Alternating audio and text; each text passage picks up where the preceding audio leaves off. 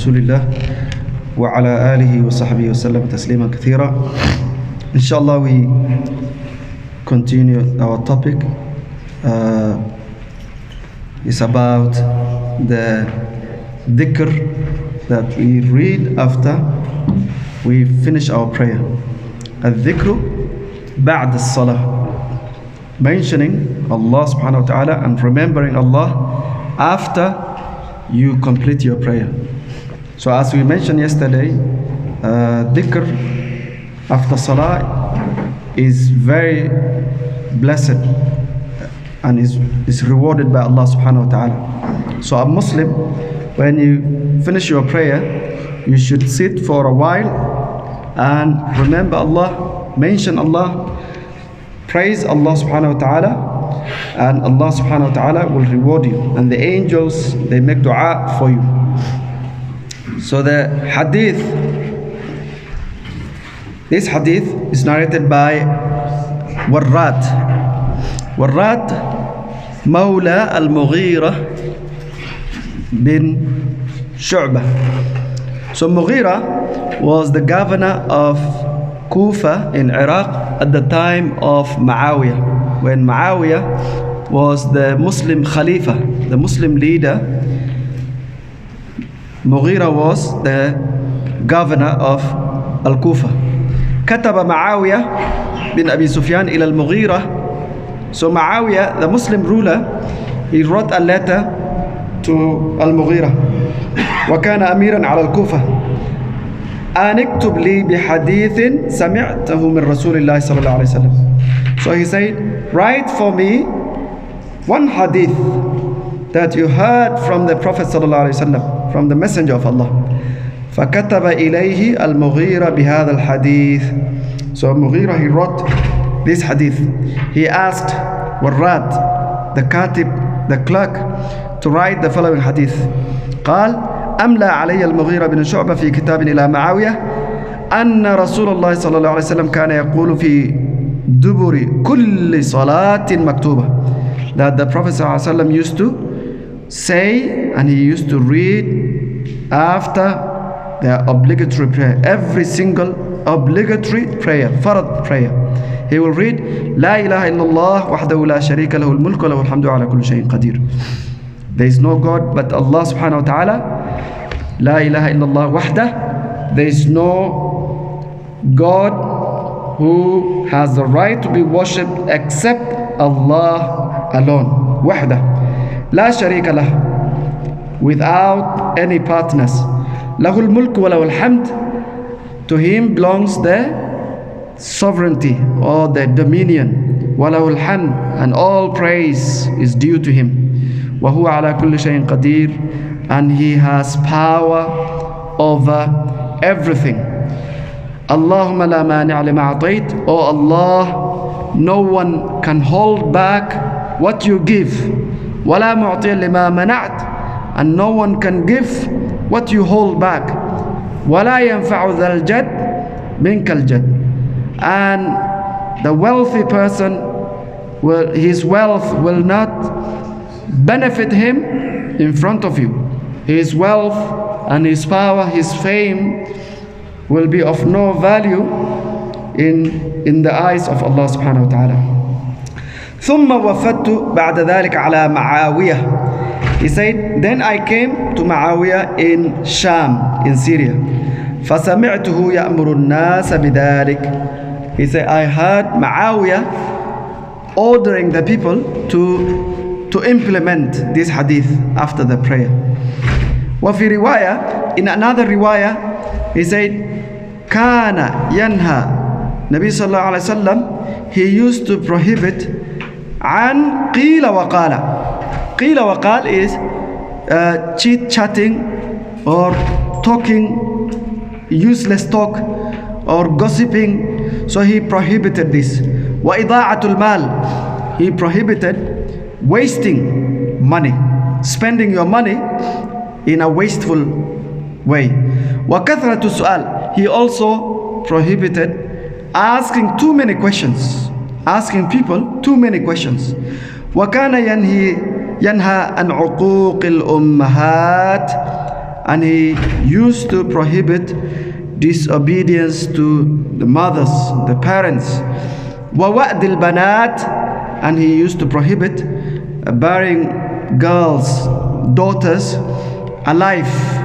وَمَنْعٍ وَهَاتٍ, and he used to prohibit people withholding their charity or asking and begging from others. So this is a long hadith. So the first part, Nabi sallallahu alaihi wasallam, he says, Mughira says, Rasulullah sallallahu alaihi wasallam used to read, La ilaha illallah wahdahu la sharika lahu al-mulk wa lahu al-hamdu ala kulli shay'in qadir. So this dua, in another hadith, the Prophet sallallahu alaihi wasallam said, if you read it 100 times in a day, Allah will give you like you have freed 10 slaves of the dhurriya of Ismail, and Allah will protect you from shaitan the whole day, and Allah will give you 100 hasanat, and he will wipe off 100 sayyat. So la ilaha illallah wahdahu la sharika lahu al-mulku wa lahu al-hamdu ala kulli shay'in qadir is very important dhikr. Allahumma la mani'a lima atayt. This part of this hadith is Nabi sallallahu alaihi wasallam, he used to read in his sujood. He used to read after Sami'a Allahu liman hamida. He used to read in the at-tahiyyat. Allahumma la mani'a lima atayt wa la mu'tiya lima mana'at wa la yanfa'u dhal jadd minkal jadd. And it's a very useful dua if we understand it and we believe in it. It says, Oh Allah, no one can hold back what you give me, and no one can give anything to me when you're holding it back. So this is tawakkul ala Allah. You depend on Allah in all your affairs. You don't rely on your money, on your savings, on your health, on your family, on your job. You don't depend on anything except Allah. So when you lose your job, when you lose a family member, when you lose your health, when you lose anything in your life, you don't panic. You don't panic. If you are tried in this life, because this life is full of trial, is full of adversity, full of challenges. You might end up in a prison. You might be tortured. Something can happen. So you remember Allah is the one who gives and who can withhold. If your life is between these two, then you will have peaceful life free of stress. Nabi sallallahu alaihi wasallam said, لو أنكم تتوكلون على الله كما الطير تغدو خماصا وتروح بطانا. If you rely on Allah like the bird in the morning, it goes out empty stomach and is looking for food, and then in the evening تروح بطانا, full stomach. The birds, they don't need qualification, experience, income. They just rely on Allah. They don't sit. They go out, they look for food, and Allah will provide for them. So the life of a Muslim should be like that of the bird. Even if you don't have a family here, or you have problem in your life, you lost your job, you lost your income, you lost your leg, your hand, your eyesight, you have cancer. So you just need to depend on Allah and you search. You don't sit back like the birds. So لا مانع لما أعطيت ولا معطي لما منعت ولا ينفع ذا الجد منك الجد. And also he say ولا ينفع ذا الجد. Wealth, fame, power, positions, prosperity, all this is it will not prevent you. It will not stop Allah subhanahu wa ta'ala from doing death, for example. Death can come to you. Your power, your wealth, it has no value in the eyes of Allah. Your fame, your strength, it doesn't help you in the eyes of Allah or on the day of judgment. And the Prophet ﷺ said, وَمَنْ بَطَّ عَمَلُهُ لَمْ يَرْفَعْ نَسَبُهُ. The one who his amal, his good deed is not good enough, his nasab, his lineage will not help him. So on the day of judgment, al-jad, wealth, prosperity, large family, all of these things, it will not avail the person. It will not help the person. So this hadith is, and then and he said, كان ينهى عن قيل وقال وإضاعة المال. قيل وقال is when you sit, when you socialize, you talk, things that has no benefit. It does not add any value to your life. You talk too much, you're chatting, and قيل وقال, you spread rumors, gossip. So Nabi sallallahu alaihi wasallam, he used to prohibit this. He used to forbid this. وإضاعة المال, spending your wealth, your money on haram things. Spending your money and you buy something that's haram. Nabi sallallahu alaihi wasallam, he prohibited. Or spending your money on halal things that has no benefit. So you buy movies, you buy books that has no value. It doesn't add any value to your life. You spend your money on something that is not beneficial, on your hobbies. Sometimes people have strange hobbies. They're looking after an animal. They look after an ant or cockroaches or something like that. They go after their hobbies and they're spending money. You see some Muslims, rich families, they have a lion, and they spend money. They have cats. Actually, Nabi sallallahu alaihi wasallam, he prohibited Muslims from buying cats or dogs or these animals that you shouldn't buy unless you get it as a gift. So it's haram to buy those things. People just because it is your hobby and you spend your money, your wealth, your time on those things. وَكَثْرَةُ السُّؤَالِ. كَثْرَةُ السُّؤَالِ is, some people, they have strange habits. They meet you in the masjid or in a bus, in a train, in a taxi, and they ask you questions. What's your name? Are you married? Where do you work? Where do you live? How's your family? How much money you have? They're asking questions that is not their business. Nabi sallallahu alaihi wasallam, he used to forbade these things. It's haram and it's not good. Nabi sallallahu alaihi wasallam said, "Min husni islam al-mar'i tarkuhu ma la ya'nih." It is from the beauty of your Islam that you leave something that is not your concern. Anything that is not your concern, don't ask. If you meet someone in a public place, public transport, why would you ask them about their families, about where they live? Is it a flat? Is it a house? Why you ask their lifestyle there? You don't need those questions. Kathratu su'al. Or kathratu su'al can be people arguing about religious knowledge. You gain some knowledge and then you debate. You always ask a question to win an argument. So this is prohibited. This is haram, it's not allowed. And also he prohibited uquq al-ummahat, uquq al-walidain. Uquq means disrespect, disobedience. So the mother and the father, they have the second right after Allah. So Allah has right over us. The next is our parents, whether they are alive or they are dead, they live with us or they live somewhere else. The parents, they are next to Allah. Allah ta'budu illa iyyah wa bil walidain ihsana wa abdullah wa bil walidain ihsana. Allah always, these two demands, they go together. Worship Allah, be good to your parent. You worship none but Allah and be kind to your parents. So disrespecting, disobeying parents is the second biggest sin after a shirk.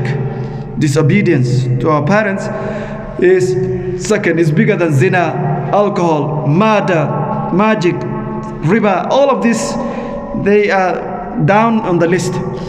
So the major sin, the top one is a shirk, and then uquq al-walidain.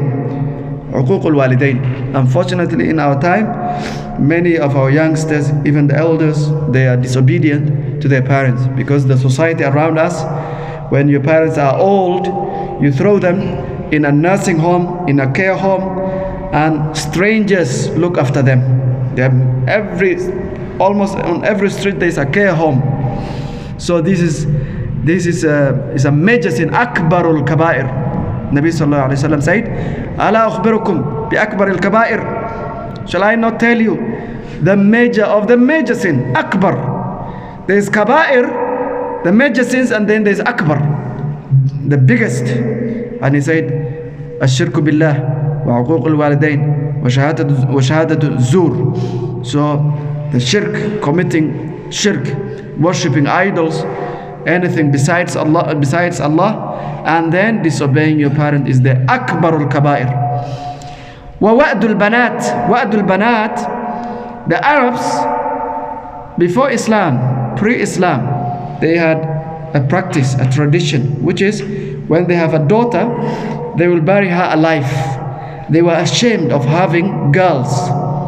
They say girls, they are bad omen, girls, they bring shame to their family, girls. And Nabi Sallallahu Alaihi Wasallam, he fought against this tradition.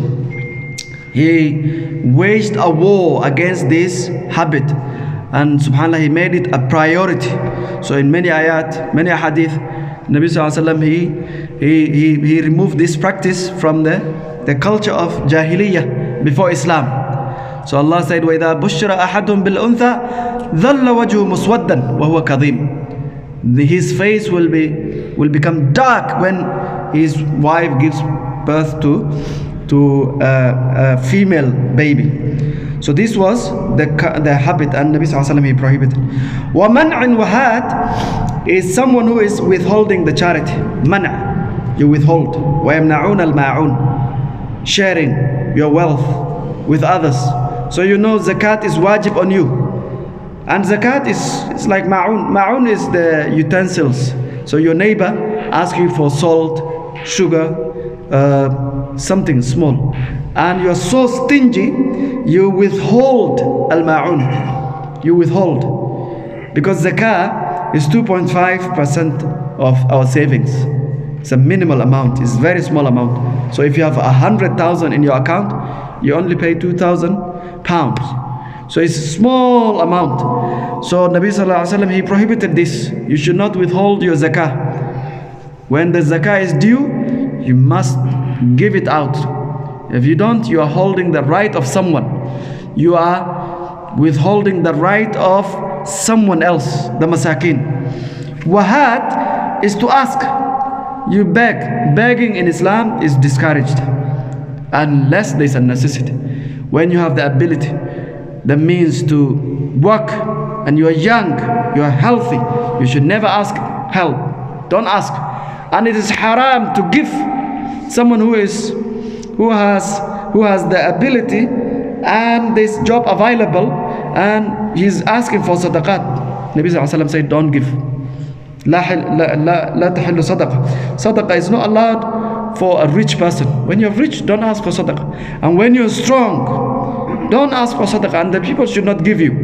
They should not give you, because that creates, you are humiliating yourself.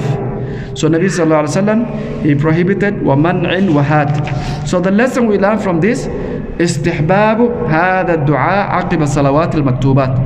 This dua is a dua that Nabi Sallallahu Alaihi Wasallam used to read it after the salawat. So we should read it. It's preferred. It's mustahab. اشتمل هذا الدعاء على توحيد الله ونفي الشرك وإثبات الملك المطلق لله سبحانه وتعالى. So when we say لا إله إلا الله وحده لا شريك له الملك وله الحمد على كل شيء قدير, this dua, it entails, it has tawheed, لا إله إلا الله, and then you negate shirk, you reject a shirk, associating anything with Allah subhanahu wa ta'ala. A shirk is any object. It doesn't have to be an idol. When you worship something, worship means to glorify. So there are people who worship their loved one, their woman. So he loves a woman, she tells him to do something, he will do it. This is worship. There are people who worship celebrities, famous people, actors. They worship these things. They are their heroes, their idols. In our time, they call them idols. This guy is my idol, my hero. And our children, from childhood, they are growing up with these idols, with these famous people. They have cards on the pictures, the players, and they love them. They stick on the wall. And subhanallah, they try to imitate, they follow their lifestyle. When they are divorced, it's on the news, when they have anything, they follow their lifestyle, and this kind of glorification, it can be shirk, it can lead to shirk. So when you worship famous actors, this is not good for our Muslim. Because Nabi Sallallahu Alaihi Wasallam said, on the day of judgment, you will be with those whom you love. Al-Maru ma'a man ahabba yawm al-qiyamah. You will be resurrected with them. You will be raised with them.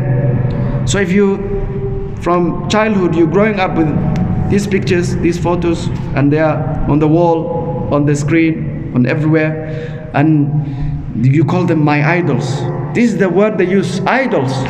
So this is a type of glorifying, and we should not attach ourselves to people like that, because we will be with them on the day of judgment.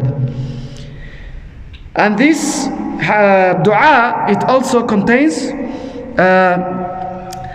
النهي عن الخصال الذميمة, the prohibition of the ugly qualities, characters, لما تشتمل عليه من مفاسد دينية ودنيوية.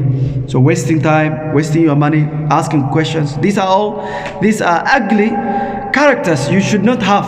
Don't ask people questions, that's not your business. Don't spend your money on haram things, on useless things. Don't talk about useless things. Don't waste your time. These are bad habits. إذا عرف المؤمن أن الله هو المعطي المانع تعلق قلبه بالله تعلقا تاما. When a mu'min, the believer, when you realize that Allah is the one who gives, Allah is the one who holds back, then your heart should be attached to Allah alone. So as we said, when you lose your job, when you lose your money, you lost 10,000 pounds, you will feel sad. When you go bankrupt, you will feel sad. But it is not the end of the dunya. It's not the end of life. There's tomorrow. There's light after the tunnel, and Allah is there. You try to take the means and you rely on Allah, so you don't panic, you don't kill yourself, you don't become suicidal. If you lose your family, if you divorce your wife, your relationship broke up, anything goes wrong in your life, don't panic, don't become suicidal, don't kill yourself. Many people now, it's so easy to kill yourself for petty things. So someone break up with their spouse, it's like the dunya, someone fail in exam, or you don't get the job, or your job is threatened, or you become disabled. So always remember, things will go wrong, but that is not the end of the story. There are many people who drop out, and today they are billionaires. You just go out, work, try to get something. Remember the example of the bird. They don't have qualification. They look for food. They don't stay and expect Allah to provide for them. At the same time, they don't rely on themselves. They go out searching for food, and they come back in the evening with a full belly. So we should remember that. مسارعة الصحابة إلى تنفيذ سنة النبي صلى الله عليه وسلم. فإن معاوية لما بلغه هذا الدعاء أمر الناس بالعمل به. The Sahaba, they were very quick in complying with the sunnah of the Prophet صلى الله عليه وسلم. As يعني مسارعة means they are hasty. They implement it, they comply with the sunnah, not even the obligation. When Muawiyah received the letter, immediately he asked people to comply. He told them, you should read this dua after the salah. So look at how much they comply. And this should be the character of every Muslim. When you know the hadith of the Prophet ﷺ, you try to implement, you try to comply. Otherwise, if you just get the knowledge without practicing what you know, then it becomes hujjah on you on the day of judgment. Hujjah against you. Hujjah means it becomes a burden on you on the day of judgment. If you know the meaning of an ayah, the meaning of hadith, the meaning of so you always try to implement it in your life. Try to embody, try to practice. If it is sunnah, try to implement. It is not wajib, but if you implement, you get ajr. If it is wajib, you try to implement. Every time you gain knowledge of Allah and His Messenger, you try to comply as much as you can. فيه العمل بالخط المعروف. From this hadith, we learn that you implement something based on writing. So Muawiyah, he received a letter from Al-Mughira. Al-Mughira is an alim. He is the companion, the friend of the messenger. Muawiyah, he became a Muslim Am al-Fath. Later on, Muawiyah was with the Prophet for many years. So he asked him, please can you write a hadith that you heard from the messenger? So when he received it, he implemented the khat. So writing is a way of communication. And when you receive communication, you try to follow the rules. قبول خبر الواحد. From this hadith we learn that you accept, if you trust someone and they narrate to you a hadith, you believe and you accept. Al-Qabul means you accept. So when Warrad came to Sham and Muawiyah received the letter from the governor, he accepted the letter from one person, al-Khabar al-Wahid. So sometimes many Muslims, they reject the hadith. They say the hadith is narrated by one companion. How do I know it is factual? How do I know it is yaqeen? So they question the sunnah of the Prophet ﷺ. They only accept the Quran. So the Sahaba, they used to accept Khabar al-Wahid, the narration of one person. And the next one, النهي عن إضاعة المال إنفاقه. النهي عن, the prohibition of wasting money means إنفاقه في غير الطرق المشروعة. So you spend your money in haram things, on things that has no value in your life. If you do that, you're wasting your money, and Allah will ask you. The money we have, it doesn't belong to us. Allah said, Malullah, wa atuhum min malillah. Wa atuhum min malillah. This is money. We just custodian. We are only we are looking after this money. The wealth we have, it belongs to Allah. It's a trust. So the implication is that you will be held accountable. The way you spend your money, the way you acquire your money.